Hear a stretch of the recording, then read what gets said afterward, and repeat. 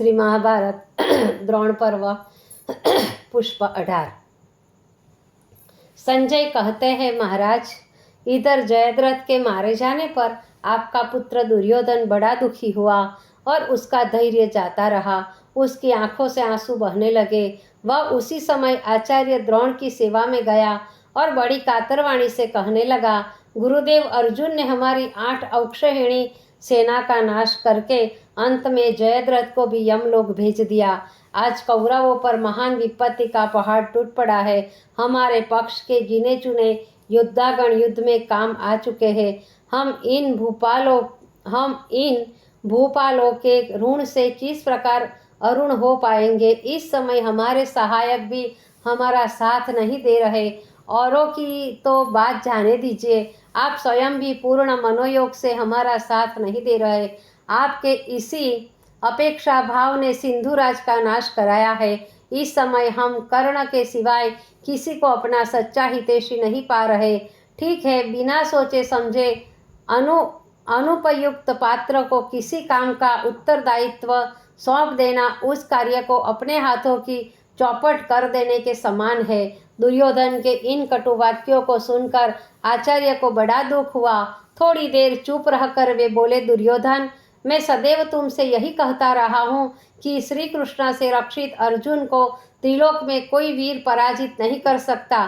भला जब वीर शिरोमणि पितामह भीष्म भी अर्जुन के द्वारा परास्त कर दिए गए, तब औरों से क्या आशा की जा सकती है।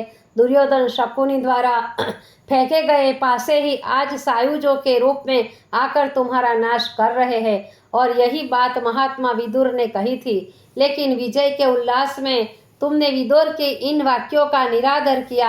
आज तुम उसी का फल भोग रहे हो। सती द्रौपदी के साथ जो द्रोणित व्यवहार किया था, यह उसी महान पाप का फल है। और फिर तुम कहाँ चले गए थे?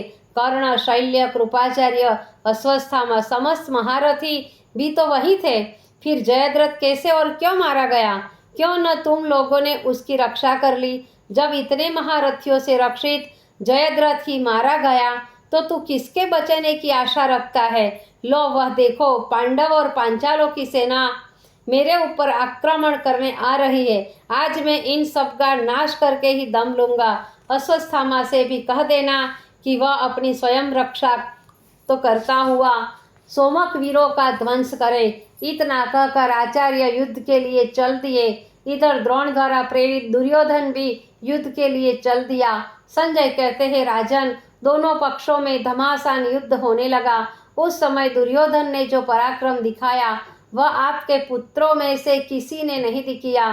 दुर्योधन द्वारा पांडव सेना को नष्ट होते देखकर पांचाल वीर भीम को आगे करके दुर्योधन पर टूट पड़े, लेकिन दुर्योधन ने अपने तीक्ष्ण सहायकों से पांडव और पांचालों को बड़ा व्यथित किया। अपने योद्धाओं को विचलित हुआ देखकर युधिष्ठिर क्रोधित होकर दुर्योधन पर टूट पड़े, किंतु दुर्योधन ने उन्हें अपने तीक्ष्ण बाणों से आगे बढ़ने से रोक दिया और धनुष को काट दिया। तब युधिष्ठिर ने दूसरा धनुष लेकर दुर्योधन पर अपार बाण वर्षा की और उसे बेहाल कर दिया। वह अपने रथ को शीघ्रता से छोड़कर तो रणक्षेत्र से बाहर चला गया। इधर द्रोणाचार्य ने अमित पराक्रम दिखलाकर राजा शिवी का वध कर दिया तथा भीम ने कौरव पक्ष के कलिंग, ध्रुव, जयरात और दुष्कर्ण का वध कर दिया। उस समय सात्यकी भी बड़े उत्साह के साथ सोमदत्त से युद्ध कर रहा था। उसने सोमदत्त को बड़ा क्लेशित किया। यह देखकर द्रोण सात्यकी पर टूट पड़े। दोनों का बड़ा भयंकर संग्राम होने लगा। द्रोण ने उस समय ऐसा रुद्र रूप धारण कर रखा था कि पांडवों की सेना उसके समक्ष न ठहर सकी और युद्ध भूमि छोड़कर भागने लगी। तब अर्जुन और भीम ने जाकर अपनी सेना को संभाला। उधर से अश्वत्थामा ने आकर सात्यकी को घेर लिया। यह देखकर भीम कुमार घटोत्कच के क्रोध में आकर अश्वत्थामा पर आक्रमण किया। घटोत्कच के साथ एक अक्षौहिणी सेना थी। वह 8 पहियों के लोह निर्मित विशाल रथ में बैठा हुआ था। घटोत्कच को अपनी ओर आता देखकर दुर्योधन की सेना भागने लगी, लेकिन पराक्रमी अश्वत्थामा अपनी जगह पर खड़ा रहा। उससे बड़े साहस से युद्ध करने लगा। अश्वत्थामा ने घटोत्कच के पुत्र अंजन पर्वा को मार गिराया। उस समय अश्वत्थामा और घटोत्कच में भयानक युद्ध हुआ। घटोत्कच अपना माया जाल फैलाता और अश्वत्थामा अपने अस्त्र से उसका निवारण कर देते। तब धृष्टद्युम्न अपना रथ लेकर घटोत्कच की सहायता के लिए आए, लेकिन द्रोणपुत्र ने धृष्टद्युम्न को अपनी सेना सहित युद्ध से उखाड़ दिया।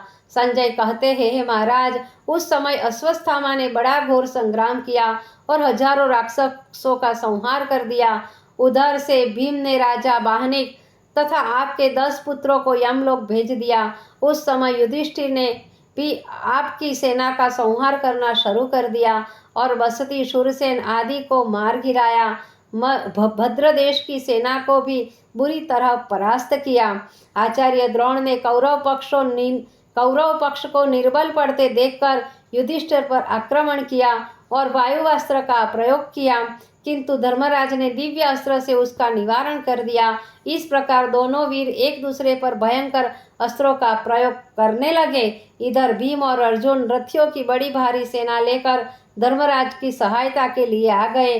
रात्रि अधिक हो जाने के कारण सैनिक लोग अधिक थक गए, क्योंकि एक तो आज उन्होंने दिन में बड़ा भारी युद्ध किया था और अब भी कर रहे हैं, दूसरे उन्हें नींद भी सता रही थी। इसलिए कौरव सेना का बुरी तरह विध्वंस होने लगा। तब दुर्योधन ने कर्ण से कहा, मित्र पांडव और पांचालों के इस तीव्र प्रवाह को रोकने में तुम ही समर्थ हो। इस समय इन संकटापन्न योद्धाओं की रक्षा तुम्हारे सिवाय और कोई नहीं कर सकता।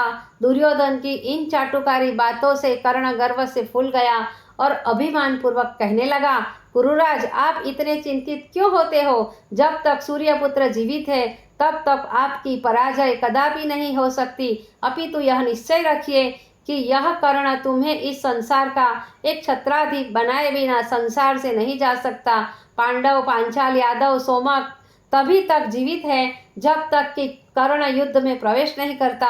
आज अर्जुन को भी इंद्र द्वारा प्रदान की हुई शक्ति से यमलोक पठाऊंगा।